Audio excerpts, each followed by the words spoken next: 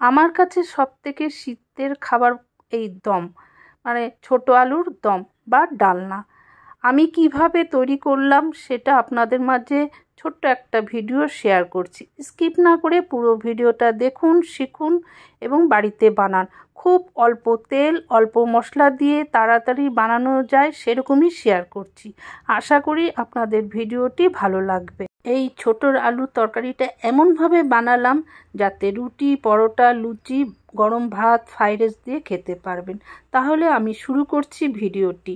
কড়াইয়ের মধ্যে আমি 4 চামচ রিফাইন তেল দিয়ে দিলাম, কিছুটা রসুন কুচি, তেজপাতা, জিরা আর কাঁচা লঙ্কা কুচি। এগুলো একটু খুব ভালো করে ভেজে নিব, যাতে গন্ধটা খুব ভালো বার হয়। তখন আমি বাকি মশলাগুলো দিব।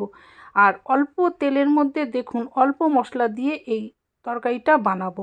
আমি দিলাম একটুখানি হিং। এখন আবার খুন্তি দিয়ে নাড়াচাড়ার পালা। খুব ভালো করে যখন ভাজা হয়ে যাবে, যখন গন্ধটা বার হবে, তখন মনে হবে হ্যাঁ ভাজাটা হয়ে গেছে। এখন দিলাম আমি 2টো পেঁয়াজ কুচি করে রেখেছি, তবে বেশি কুচি নয়, সেটা দিলাম। সামান্য লবণও দিয়েছি যাতে পেঁয়াজটা তাড়াতাড়ি গলে যায় এবং ভাজাটা তাড়াতাড়ি হয়ে যায়। কারণ সহজ পদ্ধতিতে তাড়াতাড়ি ভালো রান্না হয়, সেই আইডিয়া বা সেই পদ্ধতি আমি চেষ্টা করি।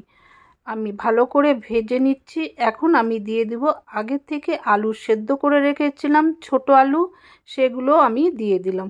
চোকলা ছাড়িয়ে ভালো করে ধুয়ে রেখে, যাতে শর্টকাটে আপনারা দেখতে পারেন, কারণ আলু সেদ্ধ আপনারা জানেন। এখন আমি দিয়ে দিলাম কিছুটা মটরশুঁটি আর দিলাম 1 চামচ হলুদ। এগুলো দিয়ে আবার একটু ভালো করে নাড়িয়ে নিচ্ছি। এখন দিব আগে থেকে কাটা টমেটো কুচি আর দিলাম লঙ্কার গুঁড়ো 1 চামচ। এগুলো দিয়ে আবার ভালো করে কষাবো। তার আগে একটু গরম জল দিয়ে নিচ্ছি, মশলাগুলো কষাতে সুবিধা হবে এবং নিচে যাতে না লাগে। আর গরম জলটা দিলে কি তাড়াতাড়ি হয়ে যাবে। আর ঠান্ডা জলটা আলু সেদ্ধর মধ্যে দিলে অনেক সময় আলুগুলো শক্ত হয়ে যায়। আপনাদের কাছে এরকম আলুর দম খেতে কেমন লাগে বা আপনারা কি এরকমভাবে বানান? কমেন্ট করবেন। হ্যাঁ, এদিকে আমি ভালো করে কষিয়ে নিচ্ছি। এখন ভালো করে কষানোর পরে আমি দিয়ে দিব পরিমাণ মতো জল। তবে কষানোটা খুব ভালো মতো যেন হয়, তাহলে খেতে ভালো লাগবে, দেখতেও ভালো লাগবে। আর এই আলুর তরকারিটা এমনভাবে বানাচ্ছি যেন শুকনাও না হয় আবার ঝোলাও না হয়। আর নতুন আলু এখন বাজারে খুব ভালো পাওয়া যাচ্ছে, আপনারা তাড়াতাড়ি এনে এরকম বানিয়ে ফেলুন। সামান্য তেল মশলা দিয়ে কিন্তু এত সুন্দর আলুর দম বানানো যায়, যদি ভালো মতন কষানো এবং পারফেক্ট সব কিছু দেওয়া যায়। আর আমি সব সময় চেষ্টা করি অল্প তেলে রান্না করা। আর দিয়ে দিলাম পরিমাণ মতো জল। জল দিয়ে আবার ভালো করে একটু নাড়িয়ে নিচ্ছি। এখন কয়েকটা কাঁচা লঙ্কা চিড়ে দিয়ে দিচ্ছি। আর যারা ঝাল কম খান ঝাল দিবেন। কসুরি মেথি হাতে ভালো করে ডলে দিয়ে দিলাম। আপনারা কসুরি মেথির বদলে ধনেপাতাও দিতে পারেন। এগুলো দিয়ে সামান্য আবার একটু দিয়ে দিলাম গরম মশলা।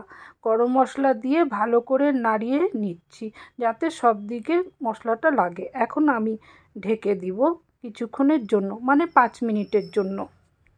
এই ভিডিও যারা ইউটিউব চ্যানেল থেকে প্রথমবার দেখছেন, দেখে ভালো লাগলে সাবস্ক্রাইব করে আমার পাশে থাকবেন।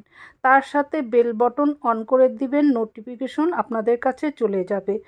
আর শেয়ার করতে ভুলবেন না, কমেন্ট করবেন। যে সকল বন্ধুরা ফেসবুক পেজ থেকে দেখছেন, ভালো লাগলে আপনারা ফলো করতে ভুলবেন না, শেয়ার করে দিবেন পরিবার বন্ধু বান্ধবের মাঝে। তাহলে আজকে বিদায় নিচ্ছি। আবার নতুন কোনো ভিডিও নিয়ে ঠিক সময় চলে আসব। ধন্যবাদ।